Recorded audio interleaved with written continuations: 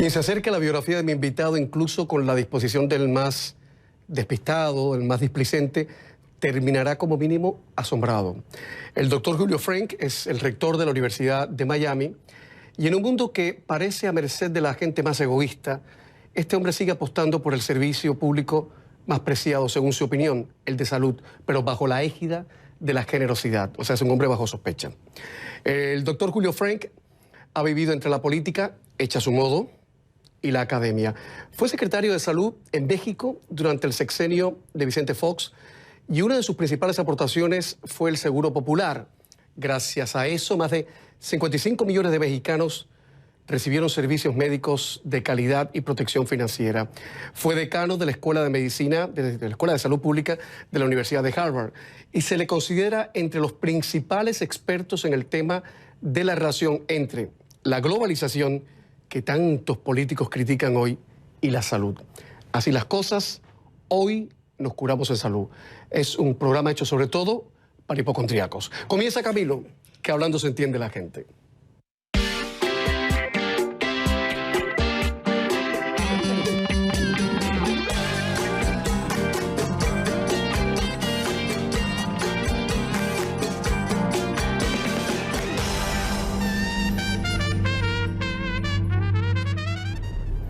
Se lo habrán dicho, supongo que muchas veces, que su hoja de vida corta el aliento. Bienvenido, ¿cómo está usted? Muchas gracias, Camilo. Muy bien, muchas gracias por esta invitación que me aprecio.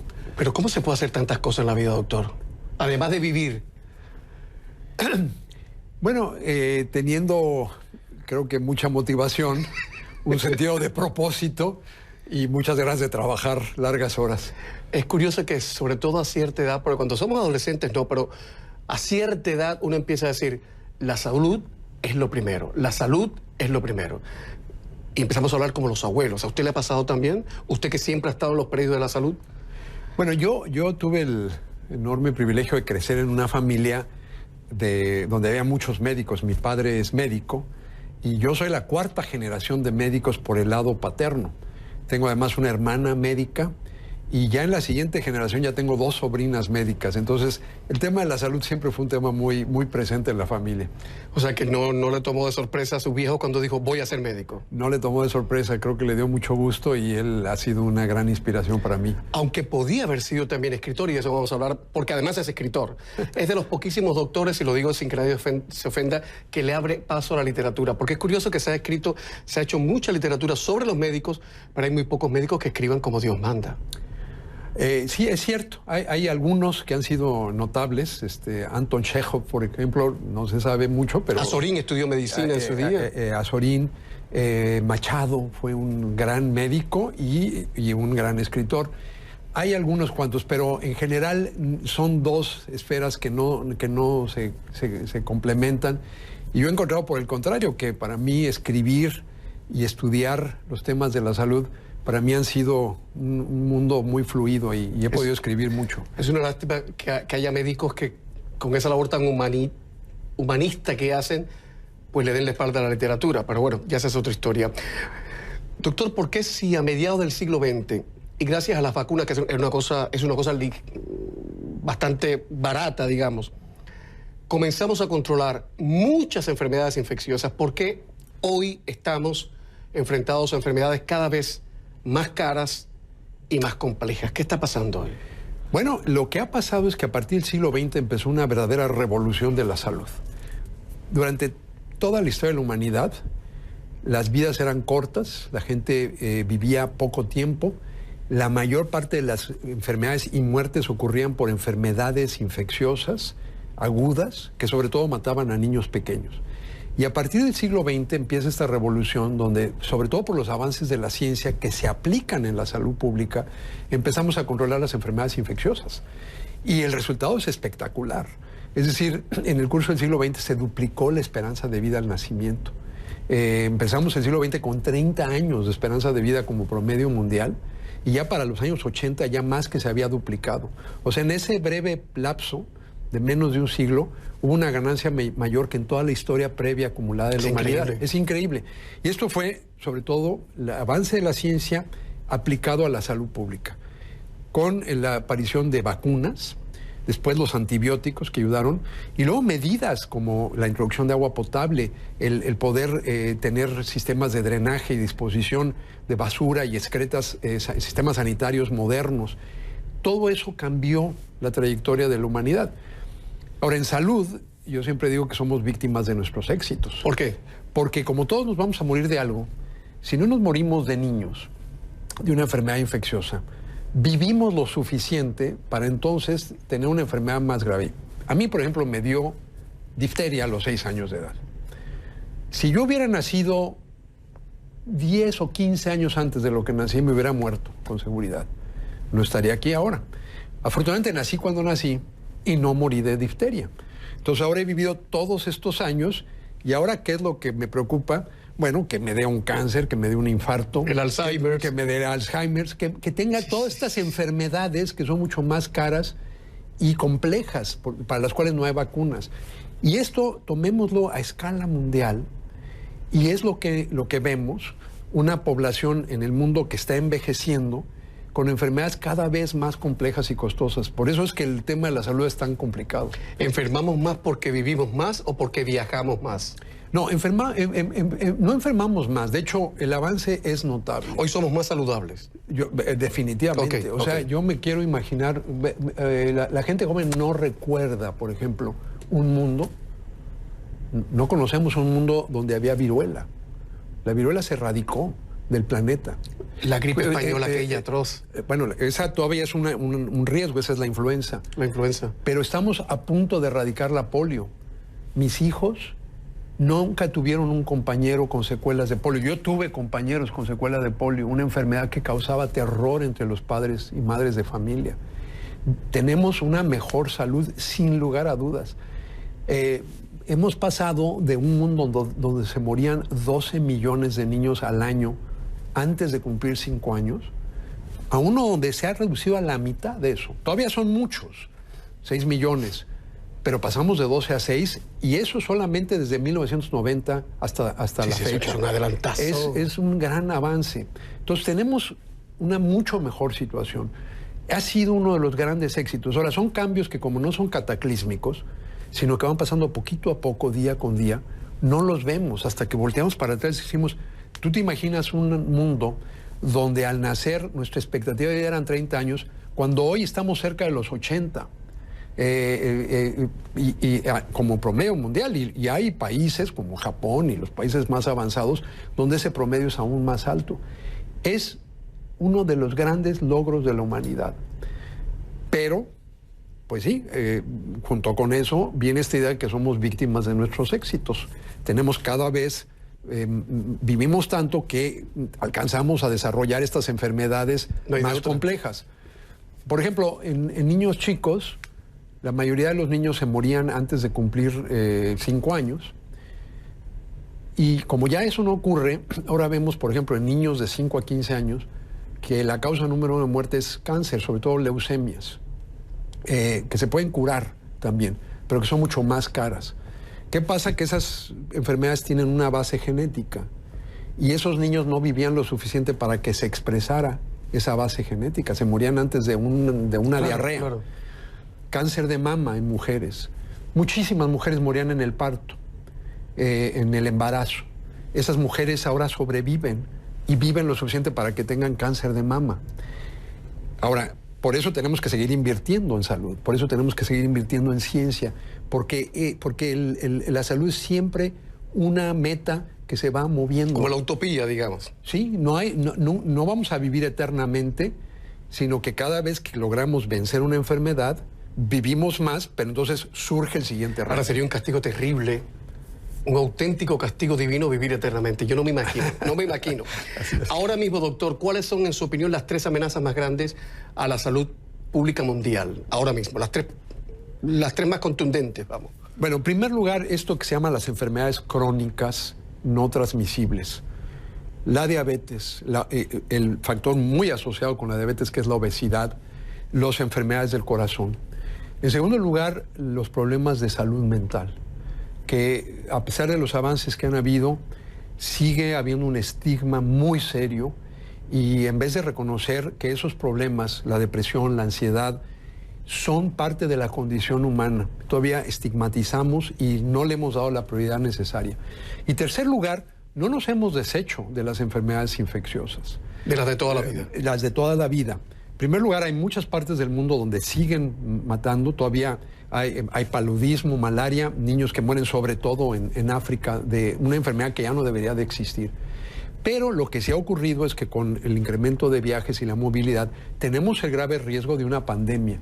Como tuvimos tan cercanamente como 2009, que fue una pandemia de influenza, afortunadamente hubo una respuesta rápida, estamos viendo una ébola.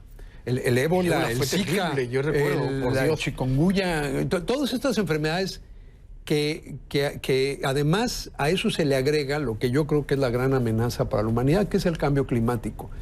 En los ecosistemas donde viven los moscos que transmiten enfermedades como el Zika o el dengue, están cambiando su ecología por el calentamiento global y empezamos a ver que se empiezan a aparecer o a dispersar con mayor frecuencia. El cambio global es quizás una amenaza no nada más a la salud, sino a la supervivencia de la humanidad. Y yo lo pondría como la amenaza número uno. La número uno para usted. Sí. En un programa que se está haciendo en los Estados Unidos y hablando con el rector de la Universidad de Miami, es inevitable una pregunta como esta, que medio país se hace en estos momentos, incluso los que apoyan a Donald Trump como una cuestión de fe y los que le piden la cabeza en términos políticos. ¿Cómo se explica, doctor Frank, que Estados Unidos, siendo el país que más gasta en salud, tenga unos servicios de salud pública que está entre los de más baja calidad del mundo industrializado? ¿Cómo se explica esa paradoja? Porque aquí enfermarse es un lujo, ¿eh? Sí. O sea, yo me precio de ser un ciudadano que tengo un muy buen seguro médico gracias a esta compañía. Pero ojo, yo me la pienso cuando tengo que ir al médico porque es que nos desangran pagando. ¿Cómo se explica eso? Bueno, eso se explica porque Estados Unidos sí es el único país industrializado que no dio el paso hacia tener un sistema universal de salud. ¿Por qué no lo dio? ¿Por egoísmo? No, yo creo que por intereses creados, cuando en todos los países de Europa y en los demás países industrializados, sobre todo poquito antes y después de la Segunda Guerra Mundial, se crearon sistemas universales de salud, que vemos en Canadá, en Europa, en Australia, en Japón. Estados Unidos, mucho por los intereses creados, tanto del gremio médico como de toda la industria de la salud, no dio ese paso. El problema en Estados Unidos no es tanto de calidad, de hecho los servicios médicos aquí son de la más alta calidad, es de acceso. Es el hecho de que hay una enorme cantidad de personas en Estados Unidos que no tienen seguro, que están o no asegurados o subasegurados. Y es escandaloso. Es escandaloso porque Estados Unidos no ha dado el paso a conceptuar el acceso a los servicios de salud como un derecho humano que debe ser un derecho de toda la gente. ¿Cuántos diablos se van a dar cuenta los políticos y los actores civiles de la sociedad civil de que eso hace falta, punto? Sí, es algo que por un lado tiene una dimensión ética. La gente no se enferma por gusto. Perder la salud no es culpa de nadie. Entonces tenemos que pensar en el acceso a los servicios de salud como un derecho y no como una mercancía que la gente que tiene más dinero la puede comprar o como un privilegio. Pero además es una mala idea porque cuando hay gente con baja salud nos afecta a todos. Entonces incluso si lo viéramos desde un punto de vista egoísta, está en el interés de todo mundo, de la comunidad, que todos tengamos buena salud. Porque la salud suya me afecta a mí. Exacto. Aunque no fuera algo altruista. Exacto. Yo quisiera ver que todo el mundo estuviera sano porque creo en eso, porque soy un médico. Pero aún si estuviera pensando en mi interés, a mí me conviene que todo el mundo esté sano. Además, la economía depende de que haya gente sana. A mí me parece incluso vergonzoso y escandaloso que yo tenga que hacer una pregunta como esa a una persona como usted en un país como este. Pero así nos van las cosas. Cuando regresemos, doctor, le voy a hacer una pregunta ligeramente impertinente, porque ya sé que pasó lo suyo con este tema que viene en el programa. Estamos de vuelta enseguida. Julio Frank Mora es el rector de la Universidad de Miami y es uno de los expertos más importantes en el mundo en salud pública. Pero trabajar en Miami tiene un costo, algunas veces político. Doctor Frank, ¿cómo ha llevado usted la polémica generada tras la salida de Jaime Zuchlicky del Instituto de Estudios Cubanos y Cubanoamericanos de la Universidad de Miami? Cierto sector de de la comunidad cubana en Miami lo vio como una traición a sus ideales. ¿Cómo usted lo encajó? Porque se dijo de todo. Sí. De todo se dijo. Sobre usted, contra usted y a favor de usted. Bueno, sí, en realidad he tenido ya múltiples oportunidades de conversar con todos los grupos que forman parte de esta gran comunidad cubana y cubanoamericana en Miami. Para mí es claro que una universidad en Miami tiene que tener un programa muy vigoroso de estudios cubanos por la historia misma de Miami, por la importancia que ha tenido Cuba históricamente en no solamente esta comunidad, sino en toda América Latina y de su importancia global. Nosotros tenemos un instituto de estudios cubanos y el profesor Jaime Shuslicki, es un historiador muy prominente. Después de 40 años de servicio, él decidió ya jubilarse. Se le hizo un arreglo muy favorable para él y por alguna razón algunos grupos lo interpretaron como un retiro de la importancia. Es todo lo contrario. Afortunadamente esto ocurrió ya hace ya pues más de un año y medio y yo tuve la oportunidad, siendo como soy una persona que cree firmemente en el diálogo, de reunirme con los grupos, explicarles, reiterar el gran compromiso que tiene la Universidad de Miami con los estudios sobre Cuba. Tenemos el increíble privilegio de ser la sede en nuestra biblioteca central de la colección, en inglés se llama el Cuban Heritage Collection, es la colección más rica de documentos. De la herencia cubana. Sí. Y ese es un recurso que está a disposición de todos los investigadores. O sea, ¿esa historia está superada ya? Está superada. O sea, el recelo que pudo haber habido entre el doctor Frank y la comunidad cubana, o parte de la comunidad cubana, está superado. Sí, y además de que tengo muchísimos colaboradores que son... ¿Lo llevó mal usted, doctor? ¿Mandé? ¿Lo llevó mal en esa época, en ese momento? No. Porque las polémicas políticas en Miami son tremendas, intensas, ¿no? Son intensas. No, yo estoy acostumbrado y respeto los desacuerdos. De hecho, creo que en una universidad lo más importante es que haya desacuerdo, pero haya respeto para dirimir los desacuerdos y debatir. Y es a través del diálogo que se logra encontrar o identificar los puntos de encuentro. Y creo que todos estamos alineados en que queremos un programa muy vigoroso, académico. Nosotros somos una institución académica, no una institución política, eso sí tomando en cuenta que el enfoque debe ser académico. Ahora, es imposible pensar que la academia, que la universidad está exenta de la guerra de guerrillas políticas y de la campaña de odio que desde la extrema derecha propalan en los Estados Unidos. Hace nada, una escritora cubanoamericana ha sufrido en la Universidad del Sur de Georgia la quema de sus libros. Una de sus novelas formó parte del plan de estudio. Los chicos le declararon la guerra a la señora, quemaron sus libros porque la señora dijo que en este país los blancos siempre han tenido privilegios sobre los negros. A mí me parece, es que yo no sé qué se puede decir delante de 4 cámaras de televisión de algo así. Bueno, no sé qué se puede decir, a dónde hemos llegado. Sí. Yo veo con preocupación una tendencia mundial a la intolerancia y sí veo como uno de los papeles de la universidad promover esta idea del desacuerdo respetuoso. Es una idea que es necesario además. Sí, totalmente. Es la idea de que si yo no estoy de acuerdo con alguien, no descarto de antemano, no me cierro, escucho y aunque esté profundamente en desacuerdo, debato, discuto con respeto. Y eso es algo que tratamos en la Universidad de Miami de fomentar entre los estudiantes, porque yo sí creo que la universidad debe ser lo que yo llamo una institución ejemplar, debe ponerle un ejemplo a la sociedad de la cual somos parte, de los valores y las conductas que se requieren. Como una verdadera ágora. Sí. Como una verdadera plaza de análisis y de opinión. Entonces, de acuerdo con eso, doctor, en la Universidad de Miami cabría un personaje como Bannon, el provocador ese que trabajaba con Donald Trump. Por supuesto, nosotros y hemos tenido gente que ha venido a hablar y siempre hacemos los arreglos, obviamente manteniendo... O alguien de la extrema izquierda latinoamericana que venga ¿sí? a la universidad, cabría también. Nosotros debemos estar siempre abiertos al valor fundamental de la universidad, que es la libertad de expresión y la libertad de pensamiento. Aun cuando estemos en un desacuerdo profundísimo, como yo estaría con algunas de estas personas, pero nuestra obligación es involucrarnos en un intercambio respetuoso, tratar de persuadir, y el otro valor que está en ataque es la búsqueda de la verdad. Exacto. Sabemos que la búsqueda de la verdad no es un proceso simple ni lineal, es complejo, es contradictorio, no hay verdades absolutas, la verdad es dinámica.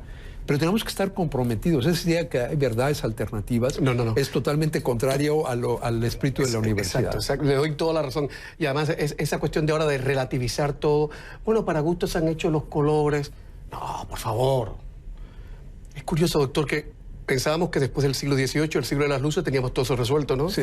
No, siempre estamos equivocados. Dígame, hablando de cosas muy terrenales, ¿qué cree usted del nuevo plan de salud anunciado por el presidente de México, Andrés Manuel López Obrador? Usted que fue un servidor público en México con el tema de salud, ¿qué cree de esto? Bueno, yo también creyendo en la libertad de expresión y la libertad de publicación, yo me he mantenido activo escribiendo, sobre todo en la revista Nexos y en el diario Reforma, mi desacuerdo con algunas de las medidas que se están tomando. El presidente López Obrador, a quien acompaña una gran legitimidad porque tuvo un triunfo contundente en el proceso electoral, creo que lo que los electores que votaron por él, lo que no quieren es el desmantelamiento de las cosas que estaban funcionando, aunque no funcionaran perfectamente, porque es claro que programas como el Seguro Popular, que a mí me tocó promover como secretario, tenían muchas cosas que había que mejorar. Después de 15 años de operación de cualquier programa, hay que mejorarlos. Pero simplemente desmantelar las cosas acuñando adjetivos como neoliberal, que es en el caso de estos programas de salud una tontería, no creo que sea lo correcto. Entonces yo he estado escribiendo abiertamente, expresando mi preocupación de que muchos de los avances que han habido en materia de salud en México pueda retrocederse en ellos. El presidente ha hablado de tener al final de su administración un sistema de salud parecido al de los países escandinavos, pero en cambio las políticas que se están poniendo en marcha más bien apuntan hacia un sistema de monopolio público como el que vemos hoy en Cuba, en muy pocos países, en Cuba, en Corea del Norte. Y que es un desastre. Que es un desastre, que no han dado los resultados que queremos. Entonces hay una desconexión entre lo que el presidente expresa como ideal, con lo cual yo estaría de acuerdo. Un sistema de salud como el de los países escandinavos es exactamente lo que necesitamos, adaptado a las circunstancias de México. Pero en cambio las acciones que se están tomando van en sentido contrario. En vez de un sistema plural, donde la gente tiene la libertad de elegir su médico, se está hablando de un monopolio público, un sistema totalmente controlado por el gobierno federal, se está recentralizando la atención. Entonces, aquí más en mi carácter de ciudadano mexicano, no tanto representando a mi institución, son artículos que yo escribo a título personal, sí, y como experto en el tema que soy, sí estoy en desacuerdo con muchas de las medidas que se han anunciado. Voy a poner publicidad, doctor. Y el próximo tema va a ser las enfermedades raras, porque cada día asaltan al televidente, al lector, al oyente de la radio, grandes titulares sobre enfermedades raras. ¿Cuán raras son realmente? ¿Desde cuándo están ahí? ¿Y qué pasa con ellas? ¿Cómo gestionarlas? ¿Qué pasa con esos pacientes con diagnósticos que nadie sabe encajar? Porque son doblemente invisibles esas personas, por enfermos y por estar enfermos de cosas que nadie sabe qué hacer con ellas. ¿Hablamos de eso después? Claro. Vale, ya volvemos.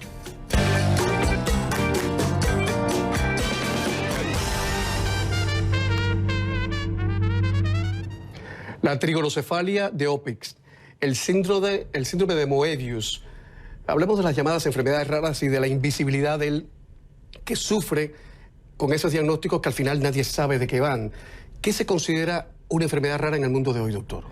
Bueno, hay dos cosas separadas. Hay enfermedades raras y hay lo que se llaman enfermedades huérfanas, que ya nadie tiene mucho interés en ellas. Y que perduran.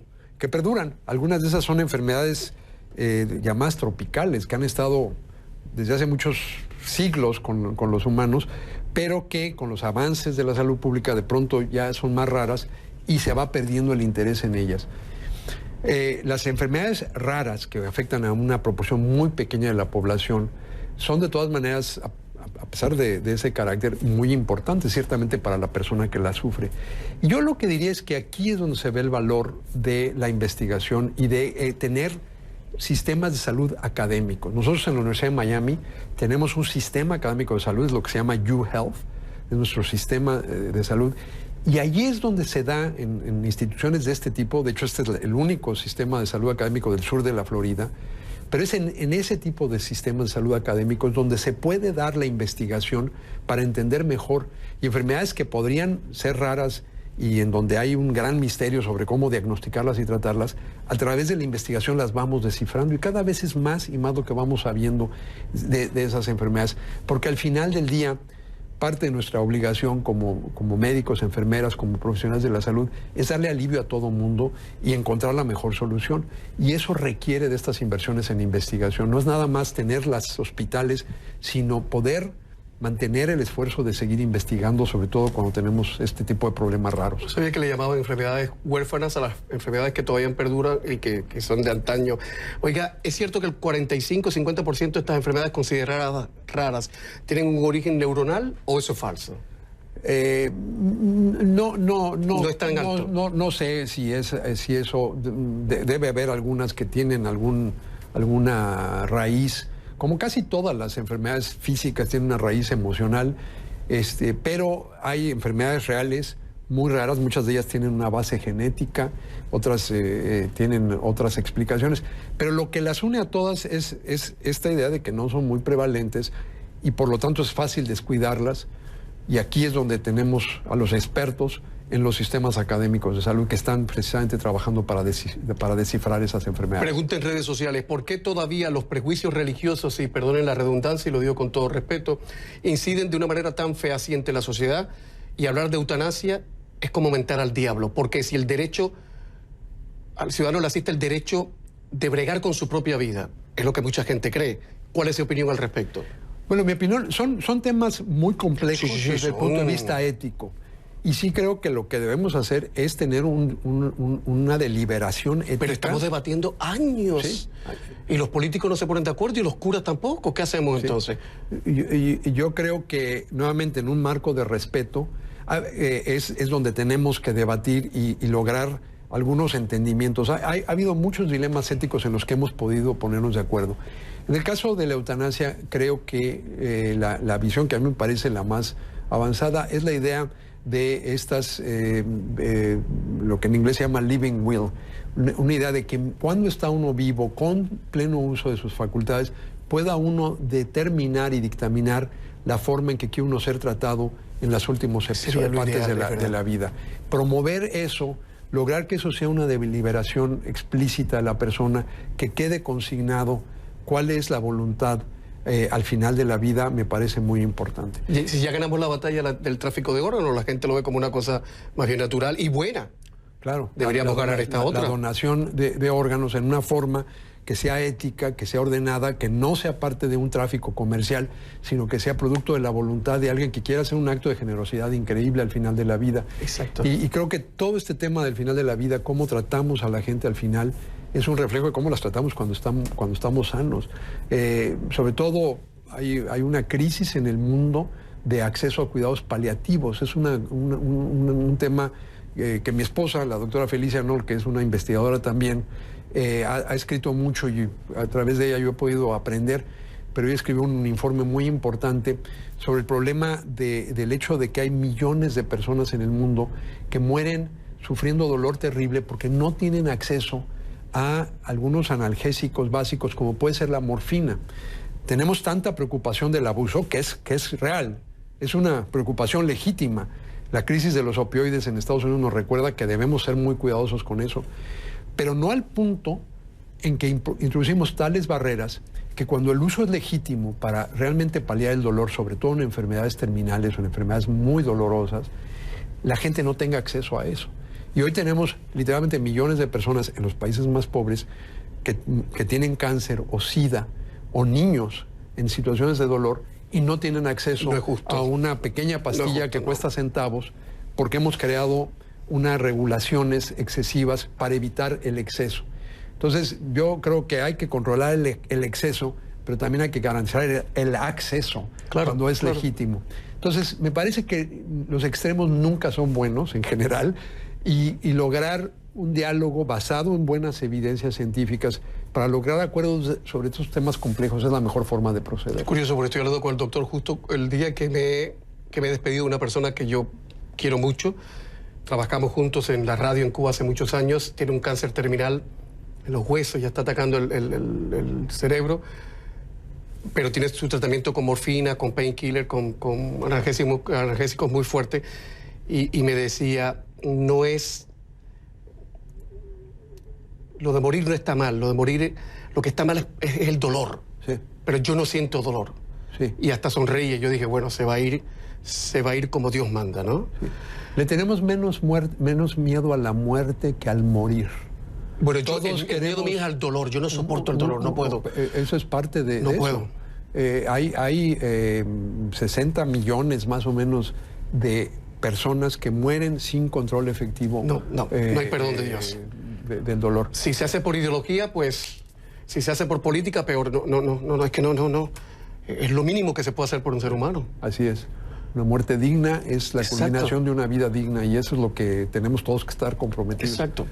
El doctor Frank es miembro de la Academia Nacional de Medicina de México, de la Academia Nacional de Medicina de los Estados Unidos, de la Academia Americana de Artes y Ciencias y del Colegio Nacional. Además, es el responsable de más de una veintena de libros, entre ellos 4 novelas para niños y jóvenes. El doctor es hijo de un endocrinólogo notable, sobrino de una filóloga y traductora también notable, y nieto de una traductora y escritora significativa. Eso explica que sea, de alguna manera, un médico que también hace literatura. Vamos a hablar de eso después de la pausa.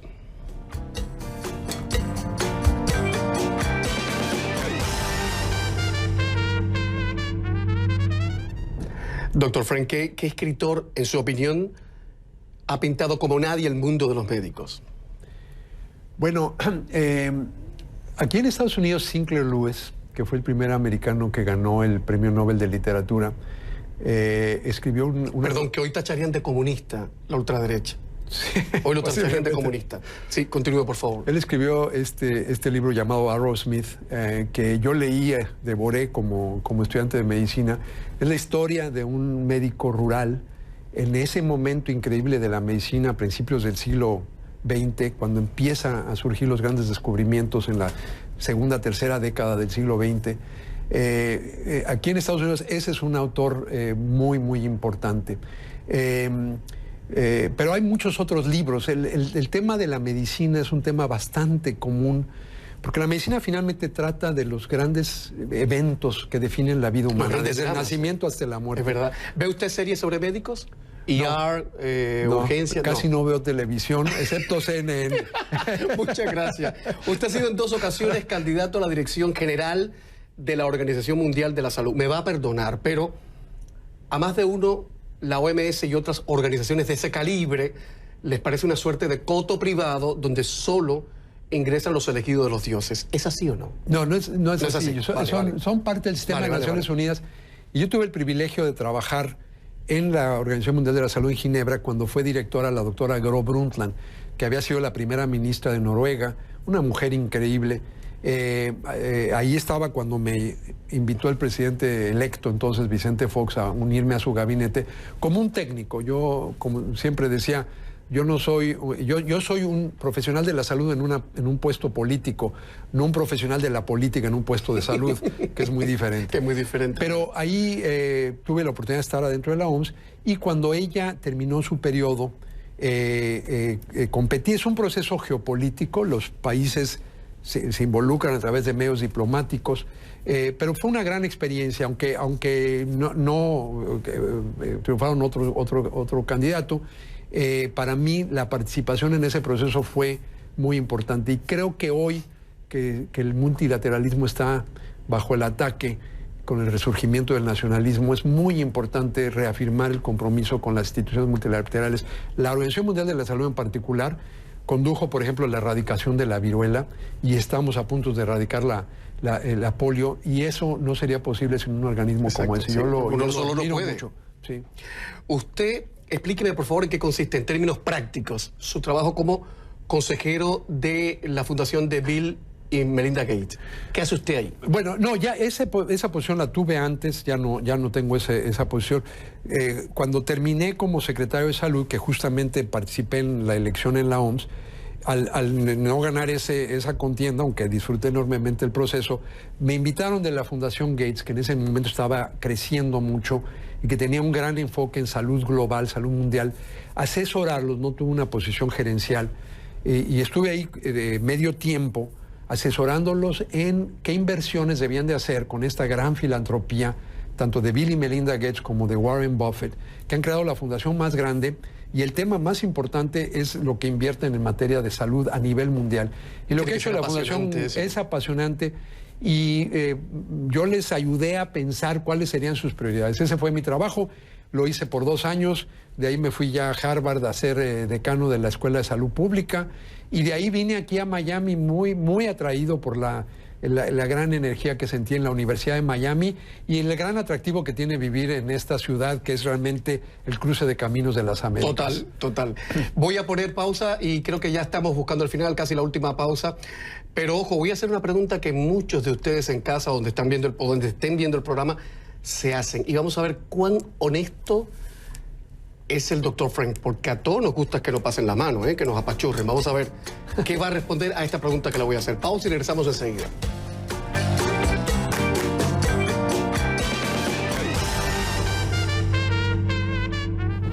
Los minutos finales de esta conversación con Julio Frank, rector, entre muchas cosas, de la Universidad de Miami. Doctora, muchos pacientes, yo diría que a la mayor cantidad de pacientes, nos gusta que nos doren la píldora, que no nos digan en plena cara, le queda al menos usted 1 año de vida, así que ponga las cosas arregle sus cosas, que ya esto se acabó, fin de trayecto.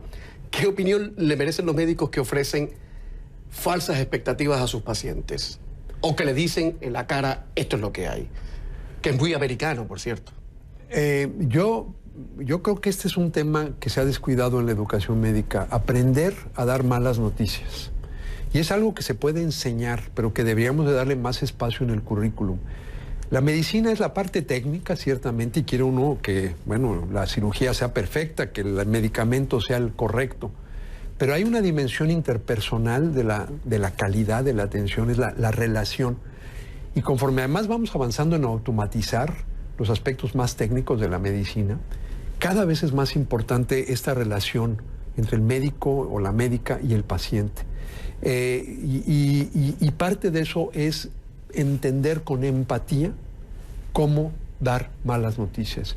Yo no creo que dorar la píldora sea la solución, pero tampoco una comunicación tan fría que deja a la persona sintiéndose desolada, quizás abandonada. Aprender a relacionarse con empatía me parece que es una de las cosas más importantes que podemos enseñarle a los futuros médicos. ¿Ustedes los médicos tienen claro lo vulnerable y lo frágil que uno se siente ante ustedes? Creo que lo tenemos. Desgraciadamente se ha ido perdiendo mucho de ese contacto que en generaciones previas. Pero yo, ahora que estamos revisando el currículum en la Escuela de Medicina Miller de la Universidad de Miami, este es un punto que está claro ahí. Es una parte integral de la formación, y no es nada más el médico, son las enfermeras, que es una parte integral, es el equipo de salud.